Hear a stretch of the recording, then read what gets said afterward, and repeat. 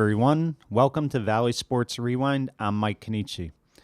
Today we're going to go back in time, but we're also going to pay tribute to a man who has given over 40 years of his life to coaching football.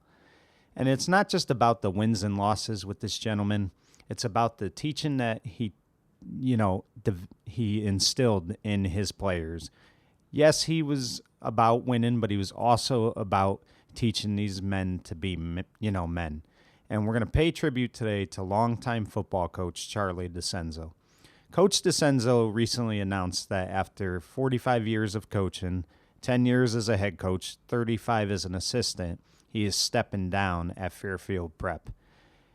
45 years is a very long time. I mean, if you think about it, you do the math, that's half your life right there. And it all started for Coach DiCenso in 1969 when he was offered an assistant coaching position by longtime Derby football coach Lou DiFilippo. DiFilippo had come to Derby in 1968, taking over for Billy McAllister, who left for Ansonia. Right away, DiFilippo built a winning program at Derby. I think his first 3 years, Derby didn't lose a game. I think they went on a 34-game winning streak. I could be wrong, but I'm pretty sure that's what it was. And he took a young Charlie DiCenso who had just got out of college and brought him onto his staff. And from there, Charlie DiCenso slowly but surely was building a resume as a coach. DiFilippo's teams went on to win 9 Housatonic League championships in his 15 years there. They also went on to win a few state titles along the way. When DiFilippo stepped down in 82, he decided that he wanted Coach DiCenso to take over the program that he had built into a winner. DiCenso agreed to become the head coach, and he would take over for Coach DiFilippo in 1983. It was a rocky first year. It was an inconsistent year. Sometimes you have to establish yourself as a head coach. So it wasn't easy for Coach DiCenso. There were some growing pains, and there were definitely some tough times. His first 6 games, the team was 2-4. Things didn't look too good. There was also the winning season that was at stake. Derby at that point had went 21 years without a losing season. So there was a lot of pressure on Coach DiCenso. He rebounded well that first year. After starting out 2-4, they would finish the season the rest of the way 5-5. But as time went on, one thing that you learned about this great human being is, again, he loved coaching football, he loved to win, but he loved his players. And this isn't just about football either. He was also an educator. He's been an educator for over 40 years as well. A great English teacher at Derby High. He definitely was always about being a teacher. Teacher first, coach second. And they kind of both, go together when you think about it, because as a coach, you're teaching these players stuff. You're teaching them life lessons. And that's always what Coach DiCenso was about. The wins and losses, his career record was 78-27. That's unbelievable. But wins and losses weren't what mattered to Coach DiCenso. It was teaching these boys to be men. He wanted to prepare them for the rest of their lives. So there was always a method to what he was doing. Fast forward to the 1985 season, and that was a magical year for Derby. They had a rough loss early in the season to the Lyman Hall Trojans in a rainy, messy game on a Saturday morning up at Lyman Hall. But what really turned around for the Red Raiders was Game 7 of that year. They went into Jarvis Field in Ansonia. Ansonia being number 1 in the state and also holding an 11-game winning streak over Derby, 9 straight years without the Red Raiders getting a victory. To play a team number 1 in the state when you're not even ranked in the state, the odds are you're going to get beat, right? This team came out there that day and played the game of their life. Mark Seros was tremendous that day. Mark Gradadoria was unbelievable. Johnny Bogart in the secondary. Danny Shea. So many guys stepped up that day. And when all was said and done, the Red Raiders pulled off an unbelievable upset, 7-6. Nobody could have predicted that. But Coach DiCenso knew better. He knew the boys he had. He knew the heart and determination they had, that it didn't matter that they were the underdog. It didn't matter that Ansonia was ranked number 1 in the state and that they weren't ranked at all. He knew going into that game his boys would be prepared. Now, that doesn't always result in wins. Sometimes, you know what? You got to tip your cap to the other team, and they step up and get the job done. But that team came out there that afternoon and played the game of their life. And when all was said and done, you had so many Derby people jumping for joy as finally the streak had ended and Derby had gotten a victory over Ansonia. That was the start of what the legacy would be for Coach DiCenso. Fast forward to that season, they had a tough loss on Thanksgiving to Shelton. It looked like they were not going to make the playoffs, but somebody was looking over their shoulder because Naugatuck that same day defeated Ansonia, knocking Ansonia out of the playoffs and Derby getting their first chance to win a state title. Derby made the most of it that day, but what people don't realize, and this is what I mean about Charlie DiCenso, the man, the night before that state championship game against Immaculate, there was a devastating fire at the River Restaurant in Derby. There were lives lost that day, and one of the owners had passed away in that fire. And the family member of that owner came to Derby's locker room the next day, talked to the team, and said, you know, we're rooting for you. My family would definitely want you to go out there and play, so please play the game today. Gave the boys a pep talk. That's not easy to do. And Charlie was so moved by all of that. It was a very emotional day.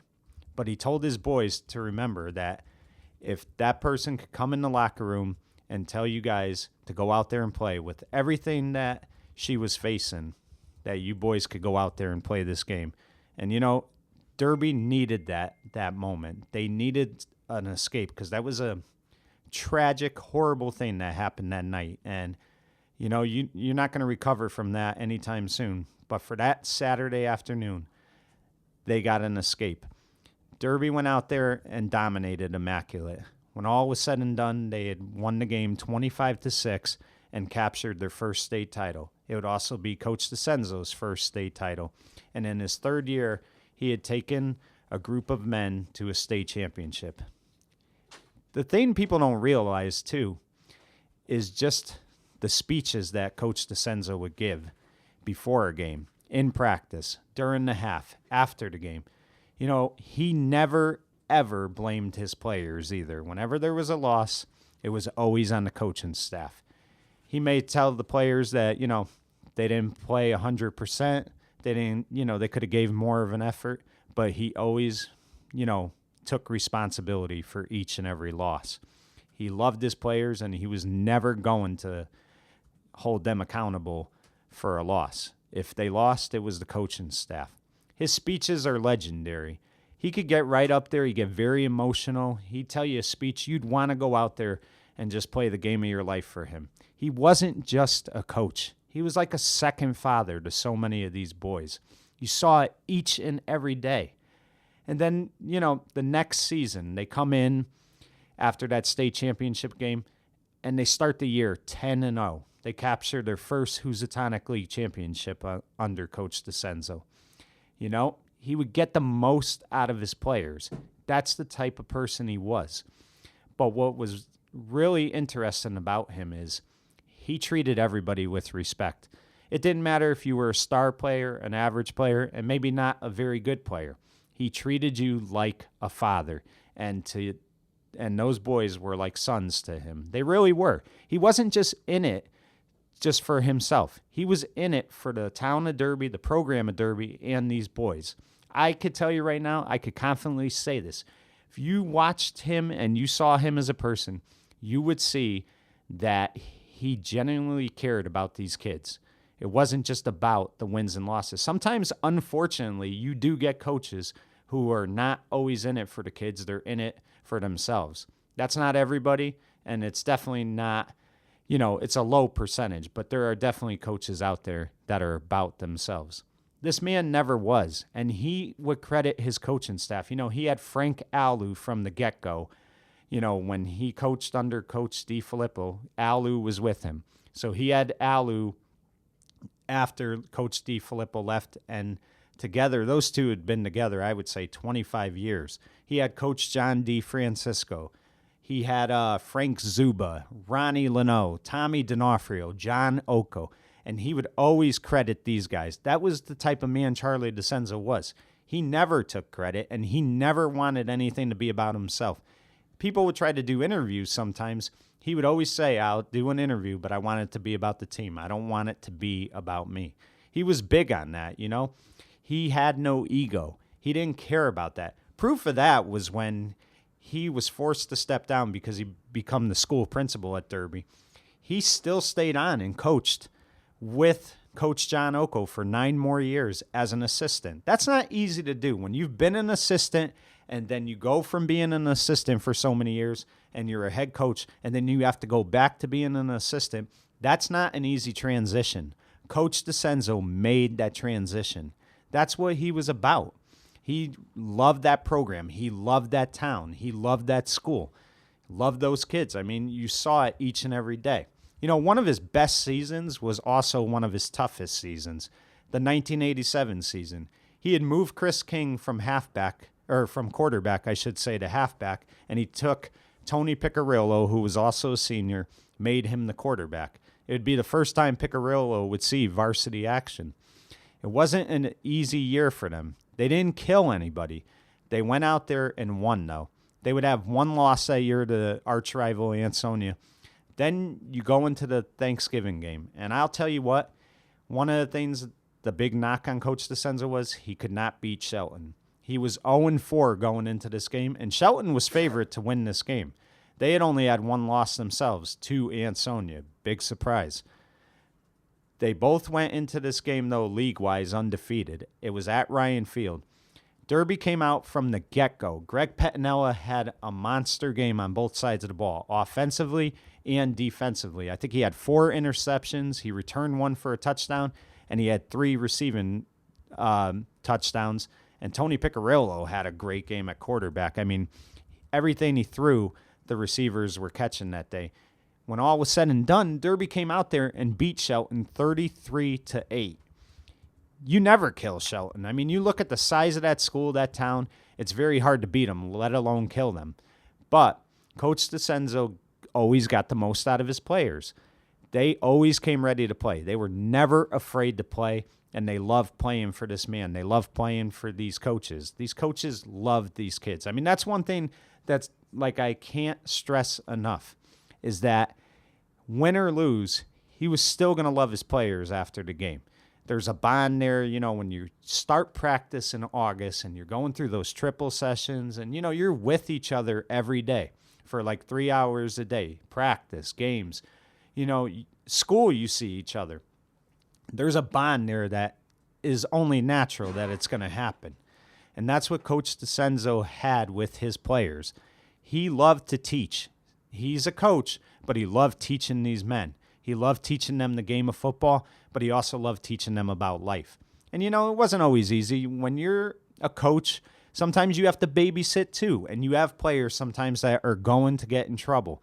They're going to get in trouble in school. There might be issues outside of school, and you have to not only be a coach, but you have to be, like I said, a second parent because they're on your team, and some of that responsibility comes with you because they're playing for you. And he would always make it known to his players that if you're not going to cut it in school, if you're going to get in trouble and get yourself into situations, you're not going to play. Because as much as he loved these kids, he was teaching them life lessons too. And that's important. He would lose a game rather than, you know, go against his principles and, you know, just let a player play when they did something wrong. You were held accountable if you were messing up in the classroom or outside of the classroom. That's the type of person he was. Loved his players enough to, you know, he had to be, like I said, a parent to them. That's just the way things go sometimes. Now, let's talk about that 1990 team. That was the magical year. And, you know, I had Rob Hyder on not too long ago, and he talked about that. And you saw him get emotional when he talked about Coach DiCenso. You know, sometimes when I talk about Coach DiCenso, I can't help but get choked up because you just know how much he cared about you. But that 90 team was picked to go 6-4 at best. I think part of that was the '89 team had so many expectations, and they finished 6-4. It was kind of a letdown. And Derby did graduate quite a few seniors. But that '90 team from the start came out. The second game of the year, they beat Seymour pretty good, 33-7. And from that moment, that team felt like they could win.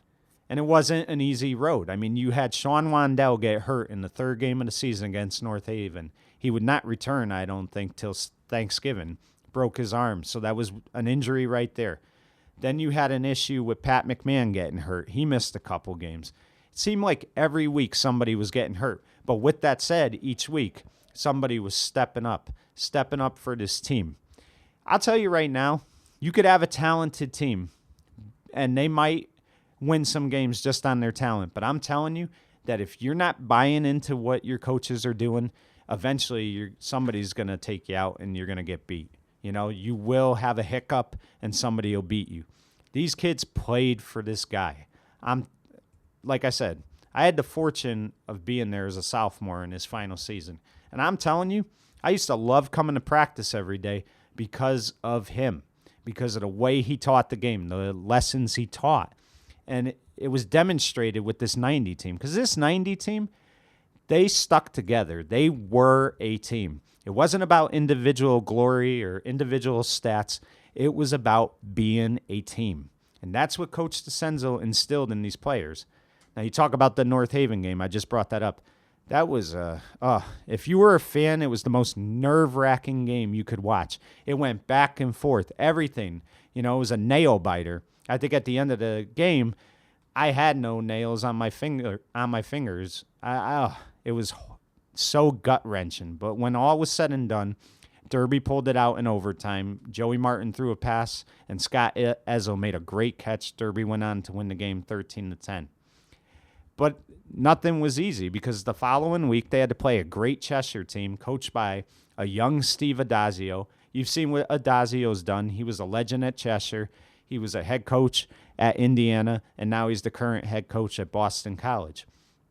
Cheshire's a big school. I mean, right there, it doesn't get easier for this small town of kids in Derby. Every game is a fight. Every game is going to go down to the final wire.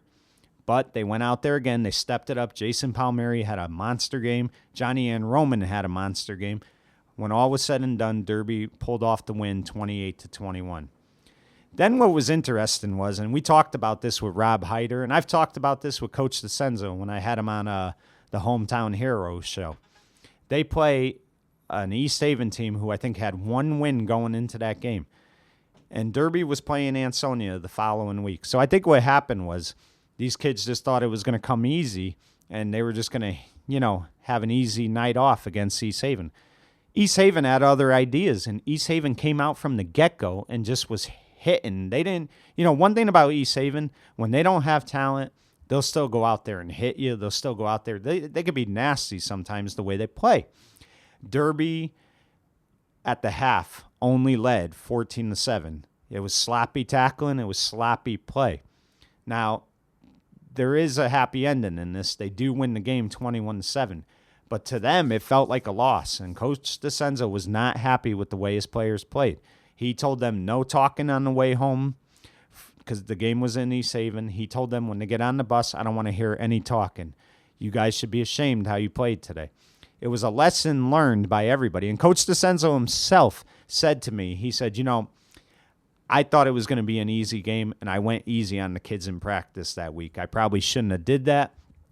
I looked ahead myself, and that was a lesson he learned. It was a mistake as a coach who was in his 8th season. So, you could still learn, and you could still make mistakes. But he learned from that one. He learned never to do that again. Now the big game comes. It's against Ansonia. Ansonia had a great team that year. Kevin Sharkey, if you know anything about Ansonia sports, you know what a tremendous running back and defensive back he was for the Ansonia Chargers. Derby's defense was a little shaky at times, but as Rob Hyder told you that day, he goes, they would bend, but they would never break. And in that game, that was proof. Kevin Sharkey would go on to have 13 carries that day for 34 yards.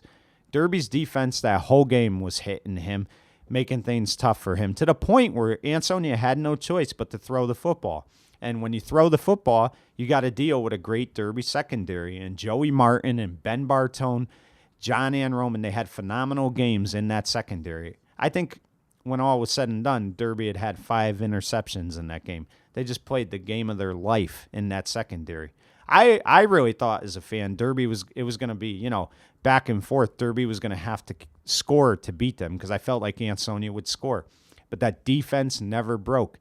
Ansonia only had 1 offensive touchdown that day.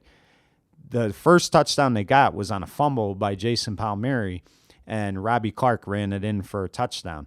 Otherwise, Derby held that Ansonia team the entire day. Brian Marcusio, this is what I mean, too. This is how I know Coach DiCenso got the most out of their players. Brian was a very underrated player, but he had not really gotten a lot of passes thrown to him that day. Scott Ezzo was unable to play in that game, and Brian had to kind of be the main receiver. What does Brian do that day? And I'll tell you what, if you could have one game to pick as your best game, that would be it against your arch rival. And Brian Marcusio had 3 touchdowns that day. All 3 Derby scores were Martin throwing to Marcusio for touchdowns. It was so nice that Brian Marcusio is such a great kid, too. And, I've known him years later. He's always been a great guy. So you're so happy to see that happen. I could tell Coach DiCenso was happy for him. That might have meant more to Coach DiCenso than the win itself, was seeing Brian have that game. Because when I tell you, he was very underrated, but on that day, he had that one shining moment that we all wish we could have, and he got to experience that. And I could tell you right now, I'm not saying that he wouldn't have had that with some other coach, but I think Coach DiCenso played a lot into that. These kids wanted to play for this guy. That's the type of guy Charlie DiCenso was. The next 4 games, Derby, they weren't easy. Like I said, every game was tough, and they had a nail-biter against Lyman Hall, who, again, only had 2 wins going into that game. They took Derby to overtime. Now, it was a happy ending, of course. Derby ended up winning the game 35-28. But it wasn't easy. Nothing came easy that year, and Coach DiCenso even said himself, sometimes your greatest year is also your toughest year. It was not an easy, and I think you appreciate that more when you win a championship, when you know the work you had to put in to make it happen. And every game was tough for them. Even the Thanksgiving game, Shelton was 3-6 going into that game. Derby was 9-0. Shelton at the half, I think Derby led 7-3. Shelton wasn't gonna just hand them the victory. Shelton went out there and came ready to play. In the end, Derby won the game 14-3, and they were on to the playoffs against Housatonic Valley Regional. In the playoff game, now Housatonic wasn't expected to give Derby much of a game. If you look at the final score, they didn't. But that first half, Derby was having a tough time scoring, and they were also having a tough time tackling. They led at the half 7-0. It looked like, this was going to be a real good game. Whatever Coach DiCenso said at the half, it worked. Derby came out there in the second half, and in that third quarter alone, they scored 3 touchdowns. When the quarter was over, it was 28-0 Derby. Fast forward, Derby wins the game 41-0, and the dream season is realized. They go 11-0.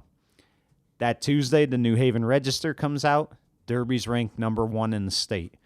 That would be the last championship Derby would have, and also the last number 1 ranking. And nobody could have predicted that. But Charlie DiCenso, I promise you, that happened a lot because of him, because of the type of coach he is, because these kids wanted to go out there and play for this guy. You can't help but love this guy. I'm not trying to sit here and continue, to give him kudos for nothing. It's because what I saw as a student and as a player, because that's the other thing too. As an educator, he was such a great teacher. He wanted you to do your best. He would challenge you. He would tell you, listen, don't settle for a C. Try to get a B. If you got a B, don't settle for a B. Try to get an A. He would always say, a B is good, not better than an A. If you got a C is okay, not better than a B. He didn't try to put you down. He just tried to motivate you to do better. He wasn't just like, a teacher that came in and opened up a textbook and had you read. He had passion for what he did. Proof of that is the fact that he's still teaching as we speak. He could have retired years ago, but he loves to teach. He loves to interact. that's the type of man he is. I have just great admiration for this man. You're listening to Valley Sports Rewind on valleyindy.org and WNHH 103.5. You know, he would step away from teaching after the 1992 school year to take on the role as principal. And I think him becoming the principal was just a great thing for Derby. And that is no knock at Michael Angelini. He was a tremendous principal at Derby. But Mike wanted to retire, and I could guarantee you Mike was grooming Charlie for this job a few years in advance. And that was the perfect person to have for this job. Because one thing about Coach DiCenso, he's fair. He doesn't play favorites. He does not just, discipline you for no reason. Everything he does is with great intentions, and that's how he always was as a principal. When he ran that school, was at its best. He really did everything he could to make it a great school, and kids were going to classes, and kids weren't getting in trouble. Because he had respect. These kids, so many of these kids who didn't play football, okay? A lot of times kids will say that a person only cares about you if you're playing their sport. Otherwise, they don't care. That was never the case with Coach DiCenso. Coach DiCenso cared about his students, not just his players. He had passion for that. He never signaled anybody out, oh, you don't play football. Well, I don't care about you or anything like that. It was never the case. He was very, very good at getting the most out of his students as well. And I mean, this is the type of man he is. It's very sad. And listen, everybody has to retire. Everybody has to move on. Like I said, he's been doing it for 45 years. There comes a point when, you want to do something else, or, you've kind of reached that point where, well, I've done everything I could. It's time for me to move on. And he's reached that point. 45 years as a coach is a long time. That's a lot of work, too. I mean, you got to figure, if you're teaching and you get out of school at 2 o'clock, usually practice is at 3 o'clock. Those go for 3 hours. You might stay in the locker room from 6 to 7 discussing stuff, maybe even 8. So you're not seeing your family a lot. You're not getting home till 8. Eventually you hit that wall, too, where you're tired. And I'm sure now, he's a grandfather. He's got 2 young grandkids. I'm sure he wants to be able to see those kids grow up. And who could blame him? But the impact he left with the town of Derby, the impact he left with Fairfield Prep, because I've talked to people that have went to Fairfield Prep who just absolutely loved this guy. And so many people could tell you stories, and it's never a bad story. It's always, well, I wasn't the best student, and he kept working with me, and then he made some calls for me. I went to college because of Coach DiCenso. That's what these people will tell you. He was always about these kids, never about himself. The impact he left, is a lasting legacy that'll live forever, And he replaced a legend as far as football went. I mean, Lou DiFilippo he played for the New York Giants. I mean, right there alone, that's pressure, because not only was DiFilippo an awesome coach with Derby, but he had already had a resume before that was pretty impressive. When you play in the NFL, I mean, it doesn't get any better than that. He had to replace that guy.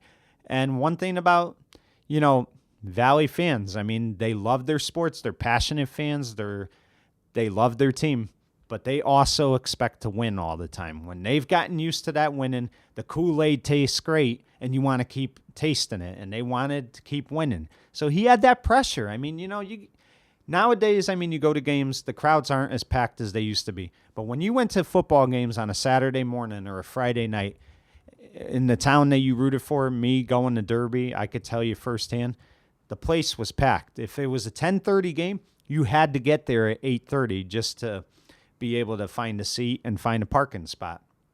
These people lived and they breathed this football program. And he had a lot of pressure. He definitely did.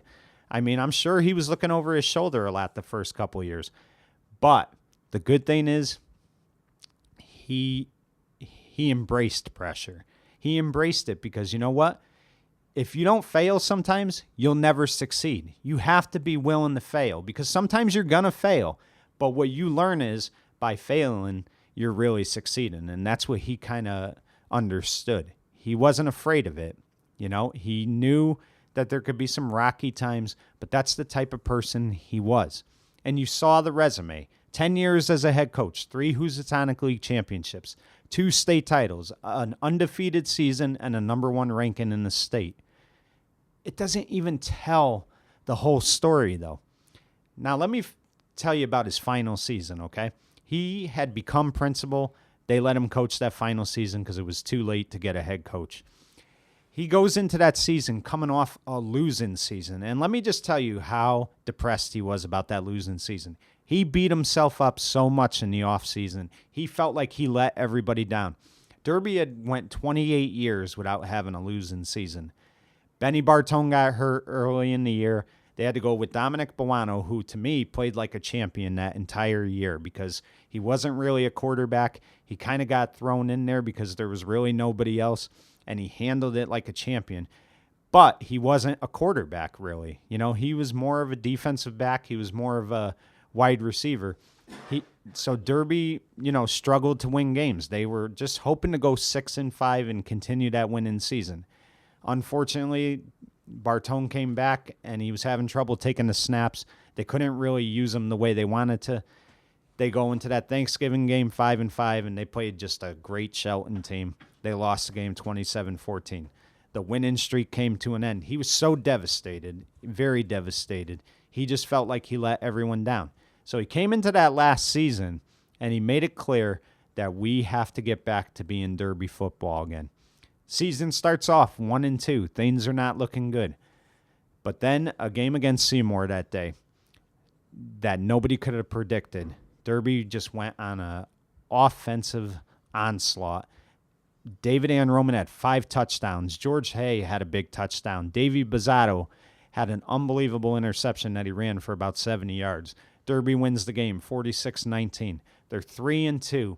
But you felt like that day that things were going to turn around. That was a huge win that nobody could have predicted. I think people felt they could beat Seymour, but not the way they did, especially up at the Barber Field in Seymour. They lose a heartbreaker the next game to Ansonia 8-0. Well-played game.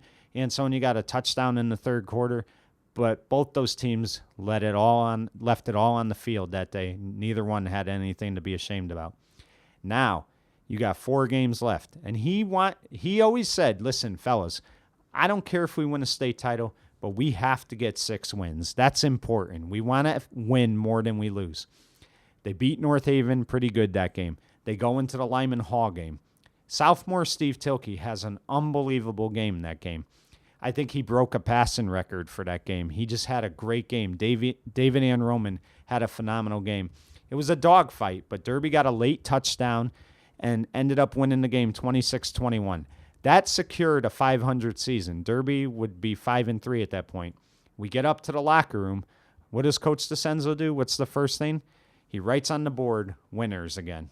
Everybody's clapping, and he is so emotional. He's crying. He's like, what you guys did to get this back to where we wanted it to, I could never thank you enough. I'm so proud of all of you. And I'm telling you, there were kids crying in the locker room because of this, the love they had for this coach. Now, this is all I ever needed to know about Coach DiCenso. The following week, they play Brantford. It's a tight game. The game goes to overtime. Derby scores first. They're up 21-14. But Brantford right away, the next play, scores. It's 21-20. Angelo DeRuba blocks the extra point.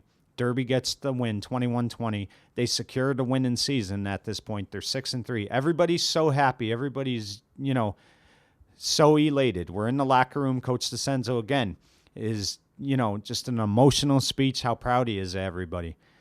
But sometimes when you win and you have great moments, certain things in your life could happen that you can never be prepared for. We get news after, we had showered up and stuff, that his father was rushed to the hospital. He had had a heart attack right after the game. His father passes away. Very emotional. His father passes away that night. This guy just had the victory of his life. He got the winning season back. He restored order, and he finds out his father passes away that same night. 3 of his captains go to his house to pay their condolences. They figure they could, he could use some, just having somebody there. It's not going to take away the pain, but it's going to ease it a little bit.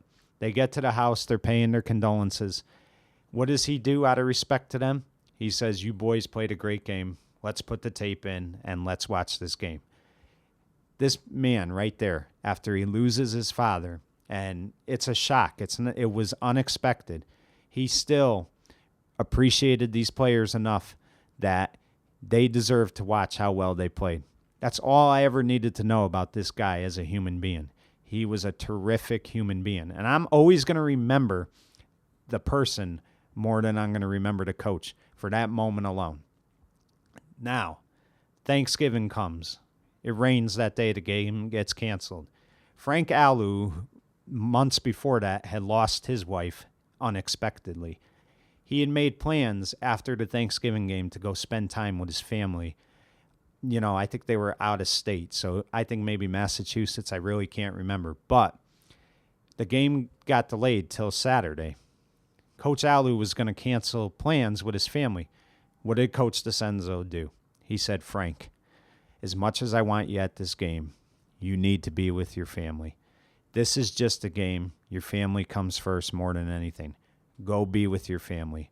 We'll be okay. Frank was kind of like, fighting him on it. He said, no, Char, these kids deserve this. They've played so hard. I don't want to let them down. And he said to Coach Alou, he said, you never let them down.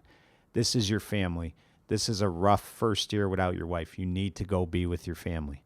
Coach Alou goes with his family. That Saturday, we play the game. Mike Paquet makes an unbelievable catch with about 58 seconds left. Derby wins the game 14-10. They finish 7-3. Coach DiCenso comes up in the locker room. He's ecstatic. He had just had a rough 2 weeks, lost his father. Then, Coach Alou couldn't be there for his final game, and he's reading a note that Coach Alou left to all the players. It was very emotional. But what I saw was this guy come out there and put everything aside for the players he loves. He loved this team. Like I said, he loved these boys. He was a father to these kids, so many of them. Some of them didn't always have fathers. He was a father to these people. But that stood out to me the most was those 2 instances that I just brought up to you, those 2 situations. Losing his father and having enough decency, putting himself second like he always did. He never put himself first. He put that tape in so those boys could watch the great victory they had that night. And then he knew that it was more important for his friend, not just his fellow coach, his friend, to go be with his family. That says everything you ever need to know about Coach Charlie DiCenso. It was an honor to know this guy. It was an honor to have him as a teacher, as a coach, and just to be able to say you knew him. Yep. To me, sports are an escape for all of us. We love sports, okay? If you love baseball, you might like the Mets, you might like the Red Sox, the Yankees, the Dodgers, whoever it might be.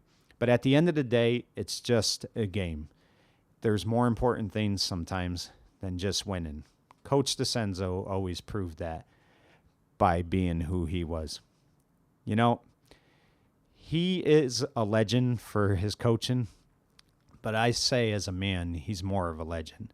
And if the legacy of a man is based on the lives he's touched and the people he's loved, then the legacy of Charlie DiCenso will live on forever. I'm Mike Cannici for Valley Sports Rewind saying goodbye, everyone.